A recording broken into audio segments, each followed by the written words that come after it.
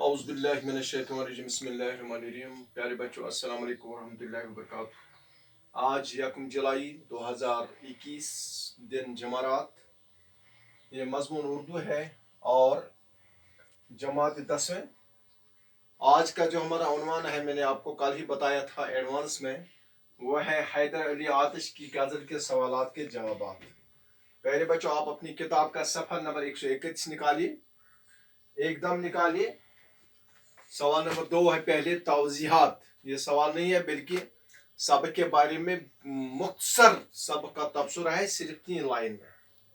ٹھیک کیا ہے آپ سنتے جاؤ.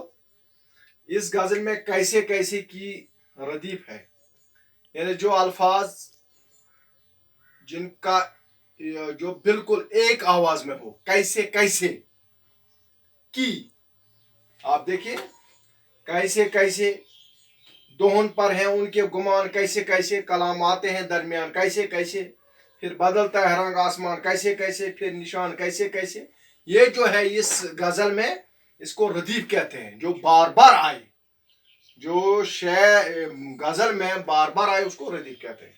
مختصر طور ہر شعر میں اس کا مطلب الگ الگ ہوتا ہے، جیسے کہ آپ کو پتہ ہے اس کو غزل کا ہر ایک شعر میں اس کا مطلب الگ الگ ہوتا ہے بنسبت جو باقی یہ مثلا مرثی ہے، قصیدہ ہے، اس کے برعکس غزل کا جو ہر ایک شعر اس کا مطلب الگ ہوتا ہے. اس کے دوسرے شعر میں گل کھلانا، دوسرے شعر ہے اس میں گل کھلانا، وہ بطور محاورہ استعمال ہوا ہے جس کے معنی ہے فساد کھڑا کرنا. آپ نے گل کھلائے، یعنی آپ وہاں گئے، بازار گئے، آپ نے گل کھلائے، یعنی آپ نے وہاں فساد کیا، لڑائی کی، کوئی عجیب غریب اور انوکھا کام کرنا. اسی شاعر کے دوسرے مصرے میں رنگ بدلنا سے مراد انقلاب یا تو رنگ بدلنا. رنگ بدلنا کا مطلب یہ ہے کہ انقلاب لانا یا تبدیلی لانا، تو غیر کا مطلب ہے تبدیلی لانا کسی معاملے میں. یہ تھا توضیحات مختصر اس غزل کے حوالے سے. اب 3 سوال نمبر 3 سوالات. پہلا سوال پارٹ نمبر 1، اس غزل میں اس اشعار کی نشاندہی کیجیے جس میں انسان کی بے ثباتی کا ذکر ہے. بے ثباتی کا مطلب ہے پیارے بچوں یعنی پھانی، مٹ جانا، ختم ہونا. بے ثباتی کا مطلب ہے. تو وہ شعر ہے نہ گورے سکندر نہ ہے قبر دارا، مٹے ناموں کے نشان کیسے کیسے. پیارے بچوں پہلا سوال، اس غزل میں اس شعر کی نشاندہی کیجیے جس میں انسان کی بے ثباتی کا ذکر ہے. نگورے یہ شعر جو ہے آپ کو لکھنا ہے ایگزام میں. نگورے سکندر نہ قبر دارا، مٹے ناموں کے نشان کیسے کیسے. سکندر جو تھا وہ یونان کا بہت بڑا بادشاہ تھا. بادشاہ اتنا تھا کہ سارے یونان پر اس وقت اس کا کنٹرول تھا. اور دھارا جو تھا وہ بھی بادشاہ تھا، وہ ایران کا بادشاہ تھا، مشہور بادشاہ، طاقتور بادشاہ. اور ان دونوں کے درمیان جب لڑائی ہوئی تو سکندر نے اس کو مارا. کس کو مارا؟ اس دارا کو مارا. اور مارنے کے بعد جب انسان مر جاتا ہے یا اس کو مارا جاتا ہے تو اس کی قبر کھودی جاتی ہے، پھر اس کو قبر میں ڈالا جاتا ہے. پھر وہاں قبر میں کیا کرتے ہیں، اس پر وہ باہر سجاتے ہیں وغیرہ اس کو. لیکن ان کی جو قبریں ہیں، سکندر کی قبر نظر آتی ہے اور دارا جیسے بڑے بادشاہ کی قبر نظر آتی ہے. یعنی مٹے ناموں کے نشان کیسے کیسے. تو اس شعر میں شاعر آتے جو ہے یہ بے ثباتی یعنی فانی ہونے، مٹ جانے اور ختم ہونے کا ذکر ہے. یہ دنیا جو ہے اتنی بڑی دنیا، مشرق مغرب شمال جنوب، آج ہے کل نہیں ہوگی. یہ دنیا ختم ہونے والی ہے، مٹنے والی ہے. اس دنیا میں بڑے بڑے لوگ آئے، بڑے بڑے نامور انسان آئے، اور اب ان کا کوئی نام لیوا نہیں ہے. نام لیوا کو چھوڑیے، اب ان کی قبریں دکھائی نہیں دیتی ہیں. وہ ہے کہاں؟ کس قبرستان میں ہے. یعنی مطلب شاعر کا یہ ہے کہ یہ جو دنیا ہے یہ ختم ہونے والا ہے.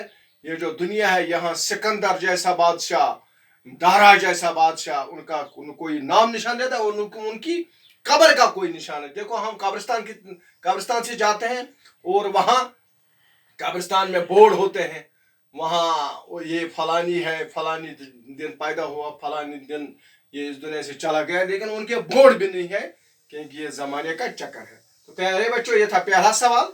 उम्मीद है कि आपने समझा होगा। आता है एग्जाम में आता है दूसरा सवाल, शायर ने गम व गुस्सा, रंज व अंधु को अपने मेहरबानों में क्यों शुमार किया है? शायर जो है ये गम, परेशानी, यानी जैसा कि मैंने आपको कल भी बताया तशी में, कि शायर जो है ये कहता है कि मेरी जिंदगी जो है ये अजीर्ण बन गई है, इसमें बेवफाई है, इसमें गम है, इसमें तकलीफ है, इसमें परेशानी है, यानी मैं हमेशा परेशानियों का, नाकामियों का हमेशा शिकार हो चुका हूं, और ये जो परेशानी, ये गम है, ये फिर भी जिंदगी का एक हिस्सा है, कभी साथ नहीं छोड़ते, इसलिए शायर ने उन्हें अपने मेहरबान में शुमार किया है। इसीलिए शायर ने इन चीजों को, दुख, परेशानी, गम, मुसीबत को अपनी जिंदगी में अपनी मेरे मेहरबान शुमार किया है। मेहरबान का मतलब क्या है? इनका मेरी जिंदगी के साथ बिल्कुल टच है। जब से मैंने इस दुनिया में आंख खोली, मैंने परेशानी देखी, मैंने गम देखे, मैंने सितम देखे, लेकिन फिर भी मैंने हिम्मत नहीं हारी, मैं आगे बढ़ता गया और आगे चलता गया। दूसरा सवाल है, सवाल नंबर 4, आतिश की शायरी पर मुख्तसर नोट लिखिए। ये हमने पहले ही लिखा है, मुख्तसर नोट आतिश की हालत जिंदगी और शायरी पर हमने नोट लिखा है। प्यारे बच्चों, अब लास्ट सवाल है, सवाल नंबर 5, इस शेर की तशरीह कीजिए। यही जो मैंने आपको अभी बोला, नगोरे सिकंदर में कब्र दारे मिटे नामों के नाम निशान, कैसे कैसे, ये इसी के साथ है, सवाल नंबर 1 के साथ इसका ताल्लुक है। यानी इस शेर में कौन फरमाते हैं? हैदर अली आतिश फरमाते हैं कि ये दुनिया है फानी, खत्म होने वाली, मिट जाने वाली। यहाँ बड़े बड़े लोग आए, लेकिन उनका कोई नाम लेवा नहीं है। हाँ, एक बात है बेटा, एक बात है बच्चों, वही है, अगर कोई अच्छा कारनामा करे, अगर कोई किसी जगह मस्जिद बनाए, अगर कोई किसी जगह पुल बनाए, अगर कोई किसी जगह बाथरूम बनाए, अगर कोई जगह रोड बनाए, अगर कोई जगह कोई अच्छा काम करे, रफाई आम, जिससे आम लोगों को फायदा पहुंचे, तो उससे वो जिंदा रहता है। ठीक। और अगर किसी ने कोई अच्छा कलाम लिखा है, मसलन हमारे पास आज भी देखो अल्लाह डॉक्टर सर शेख मोहम्मद इकबाल, उसका कलाम हमें ये कहता है कि वो अभी भी जिंदा है। इसी तरह से बाकी शौरा हजरात, अदीब, दानिश्वर है। तो प्यारे बच्चों, आज सिकंदर आजम की कब्र कहीं नजर आती है, दारा की है। शायर फरमाता है कि सिकंदर आजम इतना बड़ा बादशाह, उसकी कब्र और दारा की कब्र नाम निशान नहीं है।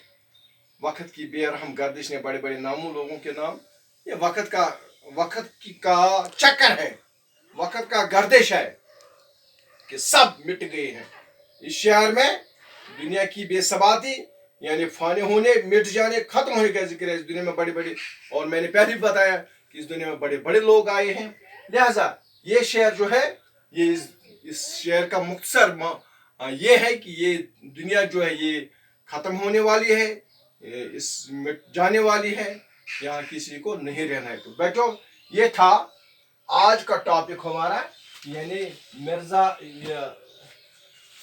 हैदर अली आतिश के जो गजल हमने पढ़ी है कल, उसके सवालात के जवाब सफा नंबर 131 पर।